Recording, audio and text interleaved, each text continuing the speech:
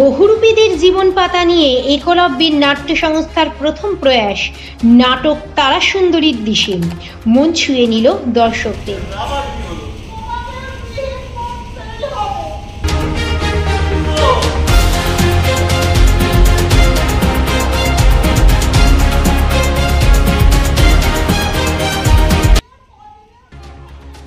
নবগঠিত সাংস্কৃতিক সংস্থা একলব্যের আয়োজনায় 28 জুলাই কৃষ্ণনগর রবীন্দ্র ভবনে অনুষ্ঠিত হয়ে গেল নাটক তারা সুন্দরীর দেশে।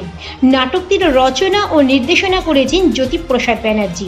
বাংলার গ্রামীণ অঞ্চলের বিভিন্ন লোকশিল্প যা আজ হারিয়ে যেতে বসেছে, যেমন বহুরূপী, বিভিন্ন রকম রূপে সেজে গান গেয়ে মানুষদের আনন্দ দেওয়া, সেই বহুরূপীদের কাজের কথা, ভালোবাসার কথা, যন্ত্রণার কথা এই নাটকের মধ্যে দিয়ে তুলে ধরেছেন নির্দেশক। প্রেক্ষাগৃহ ভর্তি দর্শক এবং মুহুর্মুহু হাততালি প্রমাণ করে যে নাটকের মুন্সিয়ানা ছাপ ফেলেছে দর্শকদের মনে। সংস্থার সভাপতি অরুণাক্ষ দত্ত জানান, আমরা নাটক শুরুর সময় ভেবেছিলাম গতানুগতিক নাটক না করে অন্য ধরনের নাটক করব। এছাড়াও এটা শুধু নাটক নয়, এটা একটা কোলাজ।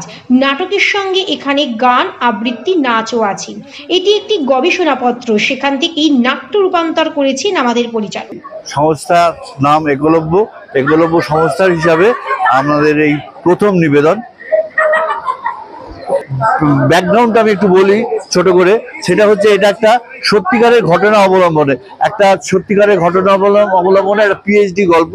সেই গল্পটাকে আমাদের ডাইরেক্টর জ্যোতি যখন আমাদের কাছে প্রকাশ করলো যে ও নাট্যরূপ দিয়ে এটাকে নাটকে পরিণত করতে চায়, আমরা এই যে আমরা সহকর্মী বন্ধুরা আমরা সবাই একমত হলাম। এবং হ্যাঁ, গতানুগতিক নাটক আমরা অনেক দেখি, প্রেমের গল্প, বিরহের গল্প ইত্যাদি ইত্যাদি অনেক গতানুগতিক গল্প দেখি, কিন্তু আমরা প্রথম থেকেই ভেবেছিলাম যে আমরা একটা একটু অন্য স্টাইলের একটা গল্প করব, নাটক আমরা দর্শককে দেব। অ্যাকচুয়ালি এটা ঠিক নাটক নয়, এটা একটা কোলাজ। এর মধ্যে আবৃত্তি, এর মধ্যে সঙ্গীত, এর মধ্যে অভিনয়, সমস্তটা মিলিয়ে একটা কোলাজ। হ্যাঁ, একটু নৃত্যও আছে, সব মিলিয়ে এটা একটা কোলাজের সৃষ্টি হয়েছে। পরবর্তীতে নির্দেশক জ্যোতিপ্রসাদ ব্যানার্জি জানান, এখানে নাটকের বৃত্তে আসা অনেক নতুন মানুষ অভিনয় করেছেন এবং সকলের সম্মিলিত প্রচেষ্টায় এত হাততালি আমরা পেয়েছি। এতে আমাদের দায়িত্ব আরো বাড়লো, ভবিষ্যতে আরো ভালো কাজ করার চেষ্টা করব। সৃজিত বিশ্বাস ভাই, যে নাটকের জগতের বললে ভুল হবে, এখানে আমাদের অনেক নতুন মানে নব্য শিক্ষিত বলতে পারে, নাট্য শিক্ষিতও আছে আর কি।